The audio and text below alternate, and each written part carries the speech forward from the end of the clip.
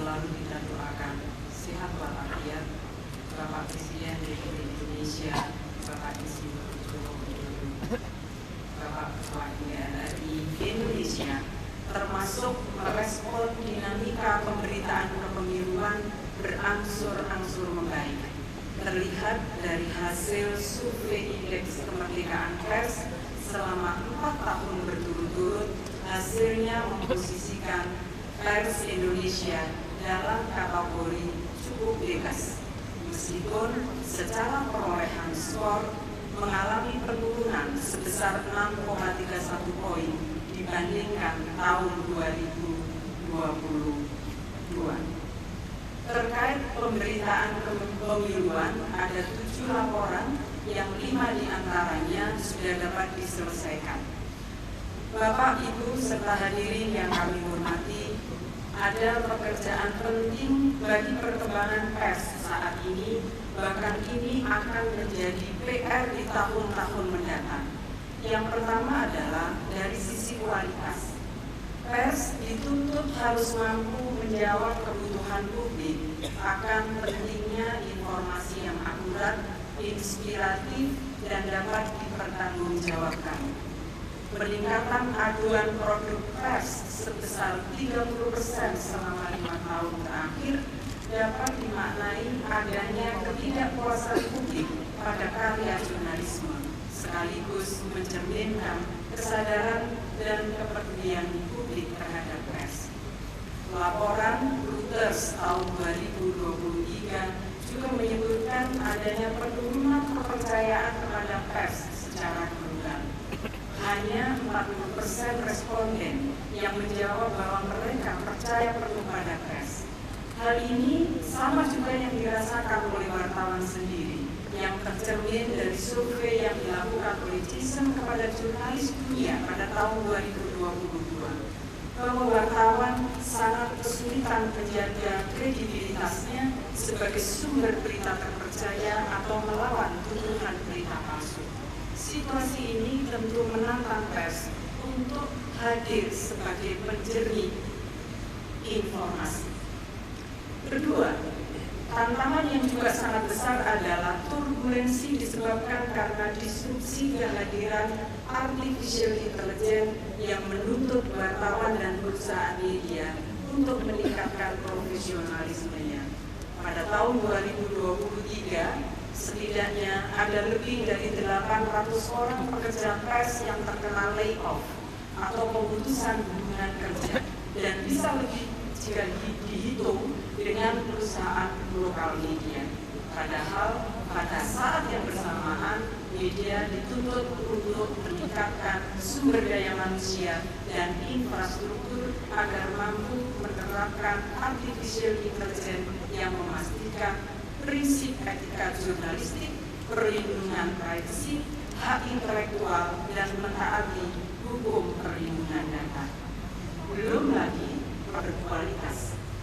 Oleh karena itu patut disyukuri sekali lagi kepada Bapak Presiden Joko Widodo yang telah merespon dengan akan mengesahkan Perpres Tapis Serai. Sekali lagi terima kasih Bapak, mudah-mudahan ini bagian dari rasa keadilan bagi kawan-kawan jurnalis. Meskipun undang-undang pers memberikan payung hukum perlindungan alat kerja dan serangan siber, bahkan temuan AJI dan PR2 Media tahun 2022 menyebut 22,6%. Belum lagi ada catatan atas hubungan kerja di dalam lingkungan perusahaan pers yang masih diskriminatif, membuat wartawan kehilangan idealisme. Bapak Presiden dan para hadirin sekalian yang kami hormati, momentum kali ini juga didedikasikan agar kita semua mengingat peristiwa tahun 1998, agar upaya menutup kebebasan berpendapat tidak lagi terjadi. Kriminalisasi wartawan dengan menggunakan Undang-Undang ITE atau KUHP yang menunggu waktu 2 tahun lagi diberlakukan agar bisa dimitigasi dan tidak berulang. Berbagai upaya telah dilakukan oleh Dewan Pers bersama dengan konstituen, di antaranya membangun kesepahaman bersama antara Dewan Pers dan Kepolisian Republik Indonesia. terima kasih Bapak Kapolri, bahwa karya jurnalisme bukan objek pemidanaan.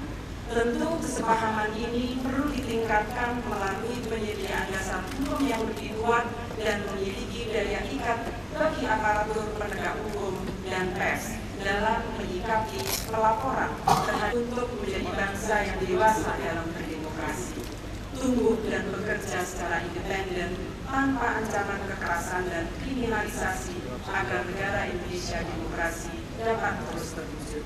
Terima kasih. Saya ingin menutup kali ini Bapak Presiden dengan pantun, karena di Medan yang lalu saya tidak bisa berpantun. Kain batik, kain kemben, selendang sutra saling menari. Peran media harus selalu independen sebagai bentuk cinta insan pers pada negeri. Terima kasih. Wassalamualaikum warahmatullahi wabarakatuh. Dan bersama penandatanganan nota kesepahaman dengan Persatuan Wartawan Indonesia PWI Pusat. Untuk itu kami mengundang untuk naik ke atas panggung PT Astra International Tbk, Bapak Rizal Yaliansyah selaku Chief of Corporate Affairs. Arta Graha Peduli, Bapak Eka Hartanto, Ketua Umum Arta Graha Peduli. Gabungan Pengusaha Kelapa Sawit Indonesia atau GAPI, Bapak Edi Partono selaku Ketua Umum. Perhimpunan Hubungan Masyarakat Indonesia Berhumas, Boy Lana Subroto, Ketua Umum. Dan kami juga mengundang Bapak Henry Jabagus selaku Ketua Umum PWI Pusat untuk naik ke atas panggung dan menyaksikan penandatanganan nota kesepahaman. Baik, kita akan hitung bersama-sama untuk memulai penandatanganan nota kesepahaman. Dalam hitungan 3, 1, 2, 3.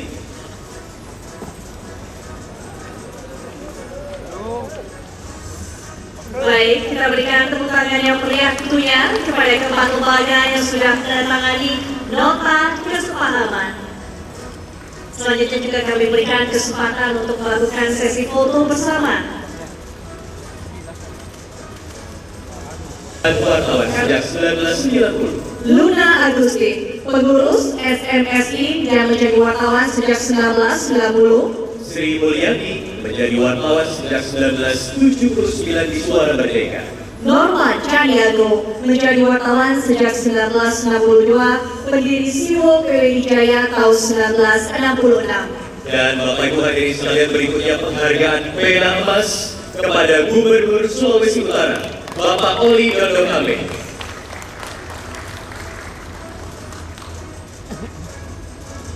Kami mohon kepada penanggung jawab HPN 2024 sekaligus Ketua Umum PWI Pusat, Bapak Henry C. Bangun untuk ke atas panggung dan menyerahkan penghargaan Pena Emas.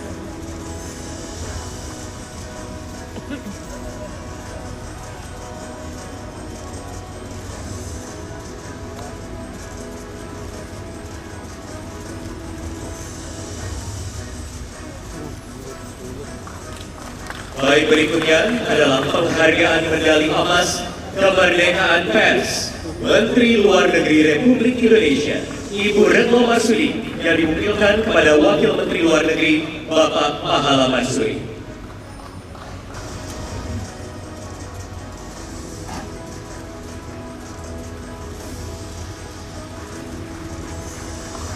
Selanjutnya, mohon berkenan yang terhormat Presiden Republik Indonesia berkenan ke atas panggung untuk berfoto bersama para penerima penghargaan. Kami akan hitung mundur pelaksanaan sesi foto bersama ini. 3, 2, 1. Baik, sekali lagi saya akan mulai hitung mundur. 3, 2, 1. Baik, terima kasih. Kami mohon Presiden Republik Indonesia untuk tetap berada di tempat untuk selanjutnya berkenan memberikan sambutan. Dilanjutkan dengan pengumpulan rebana hadroh sebagai tanda peringatan Hari Pers Nasional 2024. Dan bagi para penerima penghargaan, sekali lagi kami mohon untuk bisa kembali ke tempat duduk.